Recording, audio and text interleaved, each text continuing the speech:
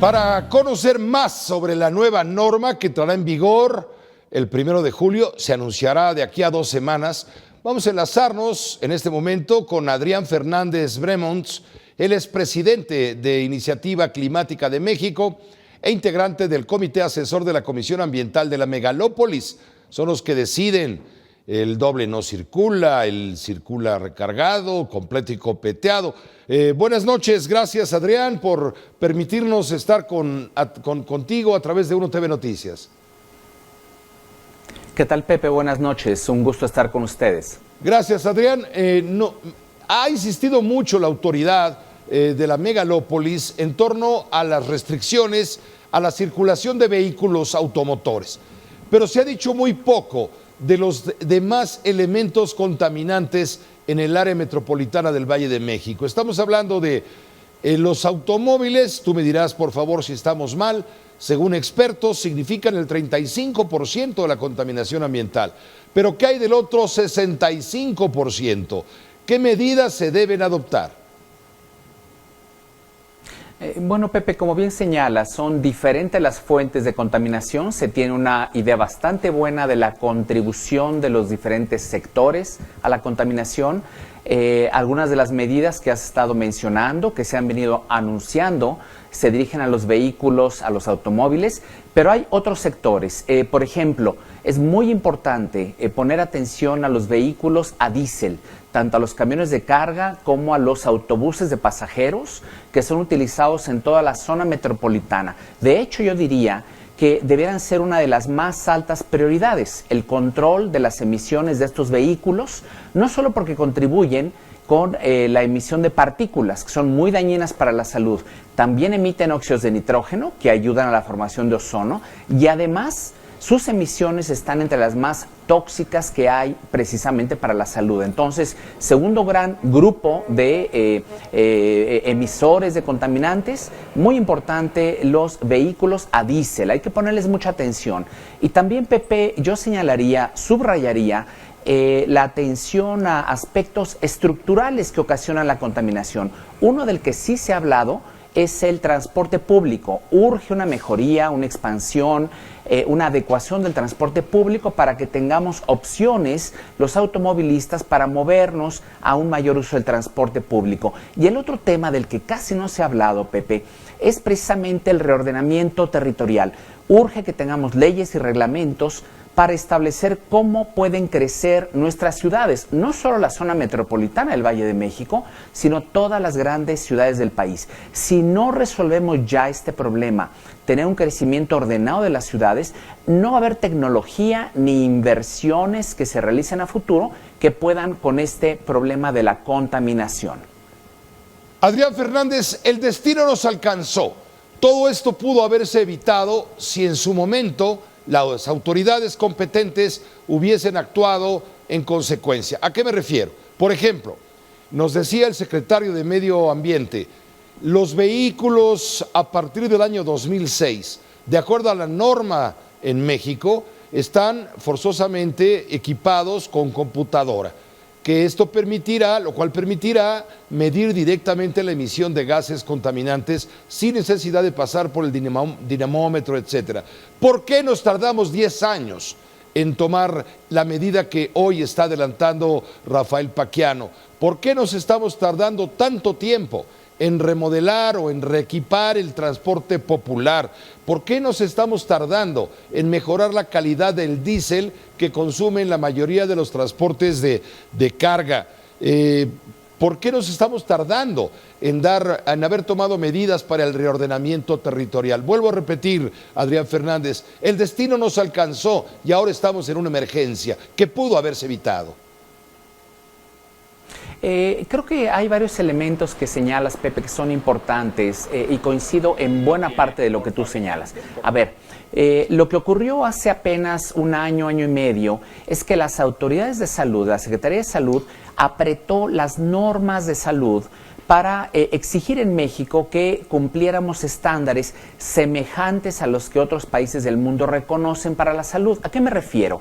Hasta hace un par de años, cuando llegábamos a este tipo de niveles de contaminación, como los que hemos experimentado en las últimas semanas, no lo registrábamos mayormente, lo tomábamos como algo adecuado. Afortunadamente, Secretaría de Salud cerró esa brecha, ese rezago que traíamos de una década, apretó los estándares de salud y con ello empezamos a reconocer, es la palabra, reconocer que los niveles de contaminación que ya veníamos experimentando ahora eran considerados como no adecuados para la salud, que había riesgos. Ese fue el primer gran cambio, muy positivo, Pepe, porque no tendríamos por qué mantener estándares más permisivos, porque tendríamos que aceptar respirar los mexicanos un aire contaminado y no decir nada al respecto.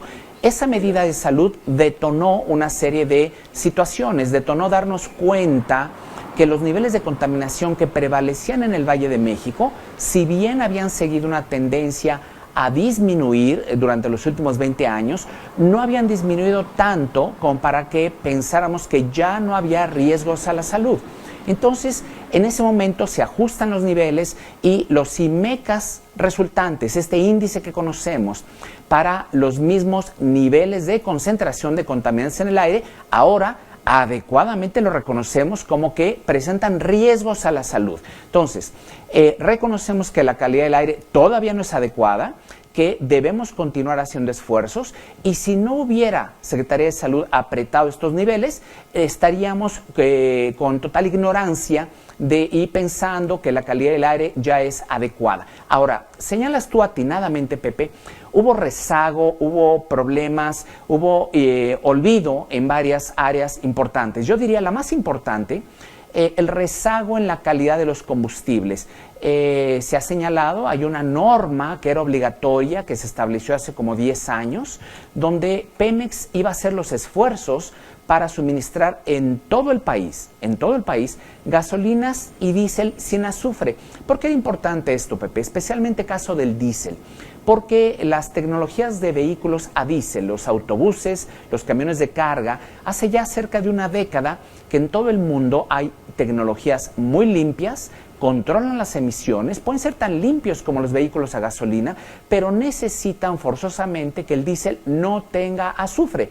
Esto no ocurrió en México y fuimos condenados a una especie de obsolescencia tecnológica. Veamos hacia adelante, espero que ahora sí Pemex cumpla, ya sea con importación de combustibles o con generación en las refinerías de México, con dotar en todo el país, lo subrayo, en todo el país, con diésel y con gasolinas que tengan muy bajo contenido de azufre. Entonces sí hubo un rezago en este tipo de cosas. Segundo ejemplo, Pepe, los niveles que se establecían para la verificación vehicular. Ya tenían 10 años esos niveles.